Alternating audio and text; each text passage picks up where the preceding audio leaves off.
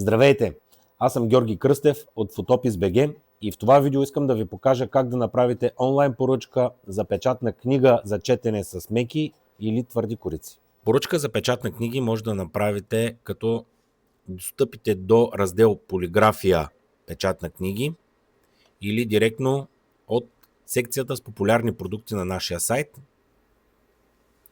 След като сме на страницата, виждаме, че веднага, че има калкулатор, чрез който може да изчислите колко би струвала вашата книга или тираж от книги, като има различни сценарии, които може да заложите за размер на книгата, вид на корицата, мека или твърда, вида на ламината, видът на хартията за вътрешния блок, цветно или черно-бяло да е вътрешното тяло, както и какъв да е броя на цветните страници спрямо общия брой на страниците на фотокнигата. Днес ще направя поръчка за книга А4, мека корица, скрепване с термолепене. Избирам обемна хартия 80 грама и натискам бутона "Поръчайте сега". Първо трябва да качим вътрешното тяло на нашата книга, където не трябва да присъстват корици първа и последна. Форматът, който изисква сайтът, е PDF, като броят на страниците трябва да бъде между 32 и 720 и размерът трябва да бъде А4 210 по 297 мм. Най-честата грешка, която нашите клиенти правят, е, че желаят да поръчат книга, която е по-малък брой от 32 страници, или размерът на PDF файлът им не отговаря на изискванията от нашата система. Качвам вътрешното тяло. Предварително съм го заредил от бутона "Качете файлове". И тук, ако има някаква грешка, сайтът ще ни информира. В момента всичко е наред. Файлът ми има 49 страници, който се намира в диапазона, който изисква сайта, и размерът също, макар и не е съвсем точен, отговаря на това, което трябва да бъде качено.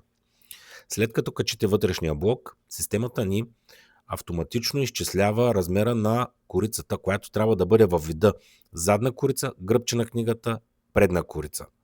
Не може да качвате сканирани първа и последна корица от книгата си, а трябва да бъде направена точно в този вид, като гръбчето на самата книга зависи от броя на страниците на вътрешния блок, който сте качили, и видът на избраната хартия, тъй като тя има различна обемност.